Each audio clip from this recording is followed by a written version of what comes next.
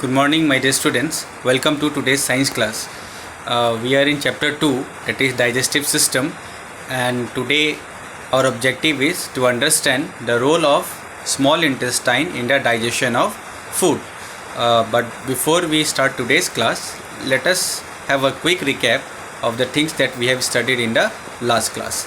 So, in the last class, we studied about the role of stomach in the digestion of food.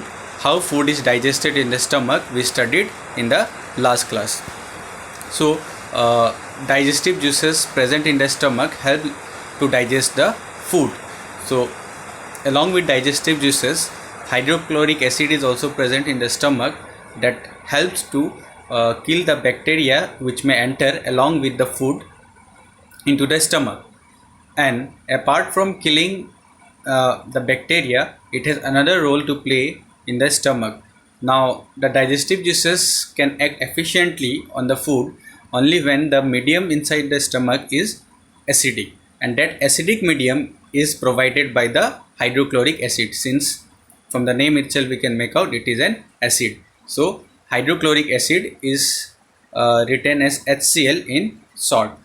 H stands for hydrogen and Cl stands for chlorine. So together they make the hydrochloric acid. So this hydrochloric acid, as I told, kills the bacteria that may come along with the food into the stomach. Now the food that enters into the stomach is first churned by the squeezing and relaxing movements of the stomach. So the food that comes in the stomach through the esophagus is churned thoroughly by the squeezing and relaxing movements of the stomach walls. So they get mixed with the digestive juices due to this churning, and then they are further digested and are converted into smaller units. So mainly nutrients like proteins are broken down into its smaller units, which are called amino acids. So this we can say mainly the protein is digested in the stomach, and rest of the nutrients are further digested in the small intestine. So this food which is being acted upon by the digestive juices is converted into a new form of food which is called chyme. So now this chyme stays in the stomach for around 4 to 5 hours, and then it is sent to the small intestine. And today our topic is also the role of small intestine in the digestion of food. So now let us begin today's objective, that is the role of small intestine in the digestion of food. So in the small intestine, when this chyme enters, it is acted upon by various types of juices secreted by various organs. Not only the digestive enzymes secreted by small intestine, but also other digestive juices secreted by other organs, which is collected in the small intestine. Now, we have already discussed about the role of other supportive organs such as pancreas and liver in the digestion of food.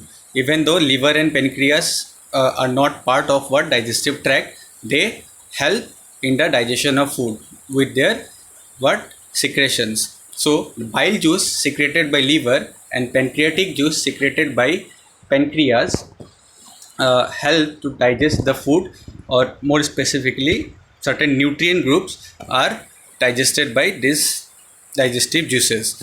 Along with the digestive enzymes present in the small intestine, they act on this chyme, and then they digest this chyme completely to release nutrients, and these nutrients is now ready to be absorbed by the small intestine, because once the nutrients are released, they need to be absorbed by our body so that it can reach to each and every part of our cell, because we know our body comprises of millions of cells, and each of the cells needs to be alive, and to remain alive they need what? Energy.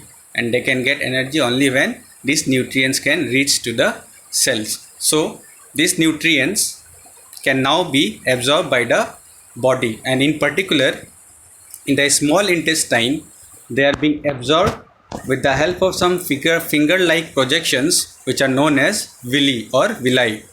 So these finger-like projections, they extract the nutrients from the digested food, and then with the help of blood vessels, those nutrients are sent to the cells, and then the undigested food is now moved into the is passed on to the large intestine. So the remaining undigested food goes to the large intestine, and then what happens to this remaining undigested food in the large intestine, we will discuss in the next class. So now let us quickly revise whatever we have studied in today's topic. So in today's topic we studied about the role of small intestine in digesting the food.